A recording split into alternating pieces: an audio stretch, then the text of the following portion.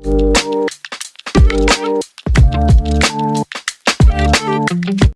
दोस्तों, मेरा नाम है मिस्टर अब्दुल कलाम और आप सब देख रहे हैं फ्यूचर ब्राइट चैनल। नए वीडियो के साथ फिर से हाजिर हैं, लेकर के आए क्लास 10 का सेट 1 सब्जेक्टिव। इसी वीडियो में सारा सवाल को हल कर देंगे, चिंता करने की कोई जरूरत नहीं है। आप सब तैयारी अच्छे से कर रहे हैं ना? देखिए, तैयारी ऐसा कर रहे हैं ना कि क्लास 10 का रिजल्ट जब आएगा ना तो पूरा शोरे मचा दे। चलिए शुरू करते हैं। सवाल नंबर 1 दे रखा है दोस्तों कि HCF इस दोनों का 9 है तो एलसीएम क्या होगा। चलिए जल्दी सॉल्व कर ले। देखिए दोस्तों, HCF दिया हुआ है 9 और एलसीएम तो एलसीएम मालूम नहीं है, हमको निकालना है। तो इसके लिए हमारे पास फॉर्मूला होता है। फॉर्मूला क्या? दो संख्याओं का गुणनफल एलसीएम इंटू HCF। क्या करना? दो संख्या, तो ये जो दो संख्या था ये दोनों का गुणनफल हो गया इधर एलसीएम इंटू HCF। HCF कितना है? 9। करेंगे क्या? एलसीएम निकालें। एलसीएम को रहने दीजिए, 9 को इधर लेके आइए। देखिए 9 को लेके आ गए। अब इसको हमको काटना है तो 9 से काटे। 9 एक 9, यहाँ पर देखिए आ जाएगा का 9 7 63, यहाँ 2 गया 27, 9 हो गया 29। अब देखिए हमारा क्या बचा? तो 79 को गुना करना है 306 से, जो भी आएगा वो हो जाएगा दोस्तों एलसीएम। सॉरी दोस्तों, यहाँ पर 9 नहीं बल्कि 2 है ना? यहाँ पर भी 9 नहीं बल्कि 2 है, यानी 72 से गुना करना है 306, आ जाएगा 22,032। ये हो गया आपका। सवाल नंबर 2 कहता है कि वह द्विघात बहुपद ज्ञात कीजिए जिसके शून्यक का योग जो है 4 है और गुणनफल 1 है। आपको लिख लेना, दिया हुआ शून्यक का योग होता है अल्फा प्लस बीटा 4 और गुणनफल अल्फा इंटू बीटा दिया हुआ 1। देखिए दोस्तों, इससे पहले ऑब्जेक्टिव में भी बना चुके हैं कि योग का फॉर्मूला क्या होता है तो -b/a और इसका फॉर्मूला क्या होता है तो c/a। तो सिंपल है, c जो हो गया वो 1 हो गया और b जो हो गया वो -4 हो गया, क्या फॉर्मूला माइनस लगा। नीचे a। देखिए इसका नीचे भी कुछ नहीं होता 1, इसका नीचे भी कुछ नहीं मतलब 1, मतलब a भी क्या हो गया 1 हो गया।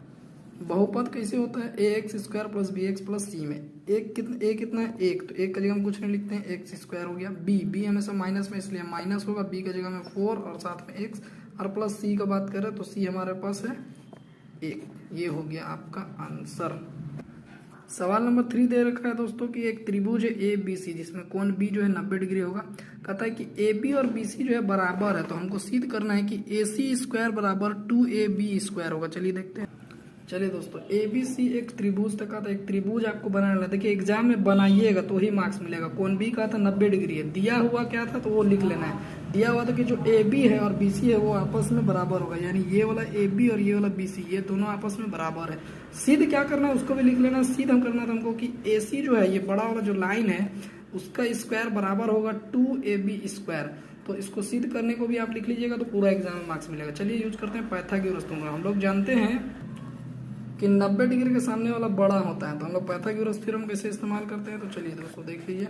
AC² बराबर क्या होगा AB² प्लस AC², यानी ये AC नहीं होगा BC² होगा। अब देखिए दोस्तों इसमें करना क्या है, तो हम लोग AC² को ऐसे रहने देते हैं AB, तो AB² लिख लेते हैं। BC का जगह में भी हम लोग AB लिख सकते हैं। काहे लिख सकते हैं तो ब्रैकेट में आप यहाँ पर रीजन दे दीजिएगा कि AB जो है वो बराबर है और BC जो है वो भी बराबर है।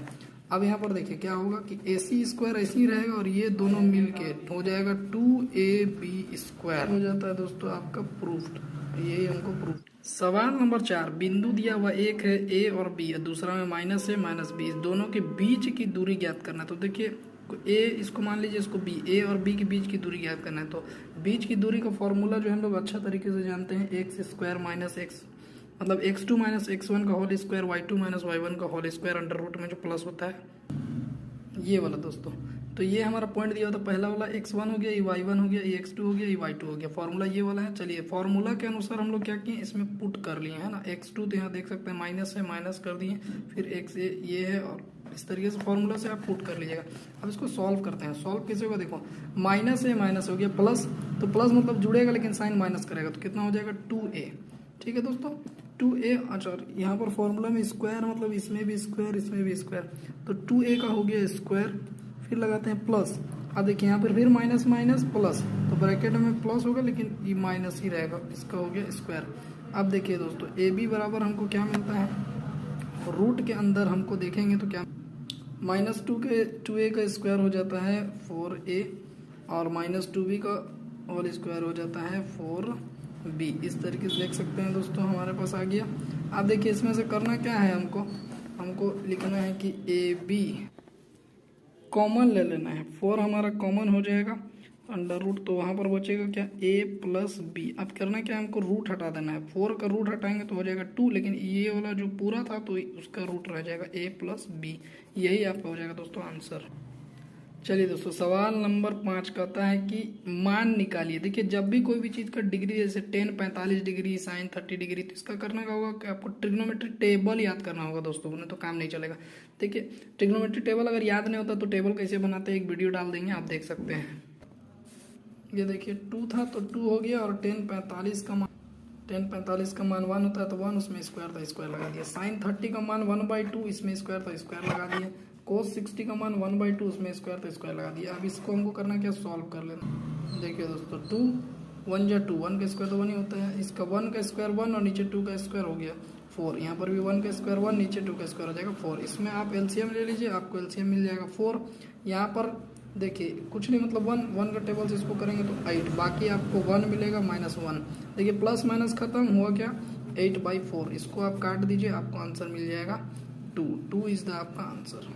सवाल नंबर 6 दे रखा है कि सिद्ध करें कि बाह्य बिंदु से वृत्त पर खींची गई स्पर्श रेखाओं की लंबाई सेम होती है।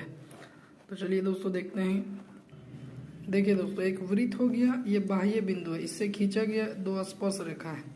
तो कहता है कि यही जो खींचा गया 2 स्पर्श रेखा, टी से क्यू और टी से पी, यही 2 रेखा को बताना है कि आपस में बराबर है। तो करना क्या, हमको जो दिया हुआ उसको लिख लेना है कि दिया हुआ है केंद्र O के साथ में एक वृत्त, जिसका बाह्य बिंदु टीपी और टीक्यू है।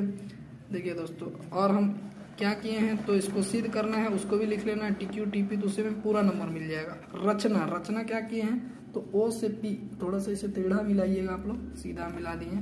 तो ये जो मिलाए हैं इस सबको लिख दिए, ठीक है दोस्तों। अब हम सिद्ध करने में चलते हैं। सिद्ध करने के लिए एकदम आसान, क्या हुआ, मिलाने से 2 त्रिभुज बना। इस दोनों त्रिभुज को आपको सर्वांग समता दिखा देना है, बस सर्वांग समता यानी 3 चीज दिखा दीजिए तो ऑटोमेटिक ये और ये बाय सीपीसीटी।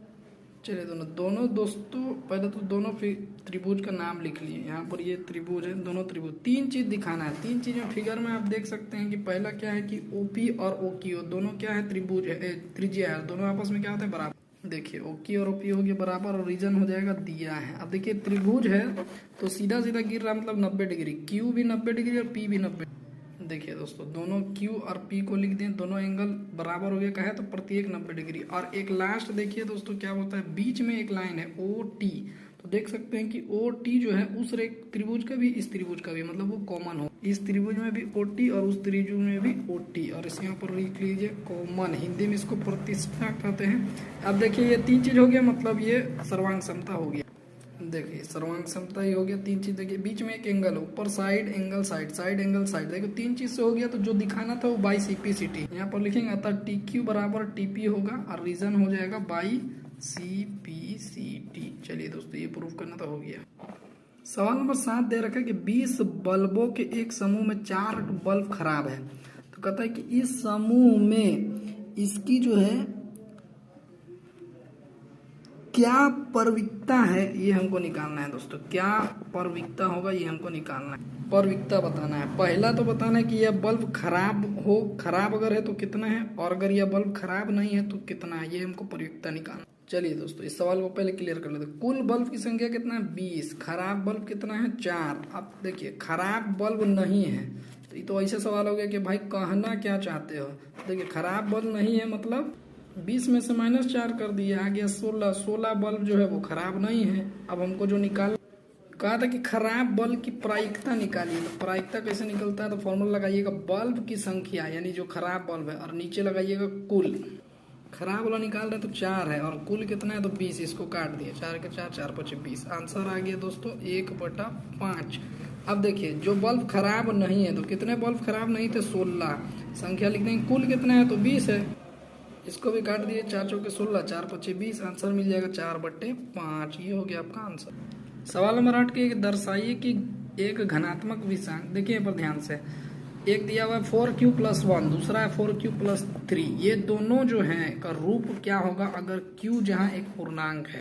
देखिए दोस्तों, यही दोनों सवाल को पूछा। इस तरह का सवाल है ना तो कुछ लिखना पड़ता है। जैसे देखिए, माना कि A कोई घनात्मक विषम पूर्णांक है, ठीक है ना, उसके बाद लिखिएगा, इसमें हम क्या करेंगे कि अब यूक्लिड्स विभाजन का प्रयोग करेंगे। यूक्लिड्स विभाजन हमको एक फॉर्मूला देता है, a बराबर बी क्यू प्लस आर। अब इसमें हमको करना है क्या है, r के जगह पे 0 1 2 3 इस तरीके का रख के देखना है।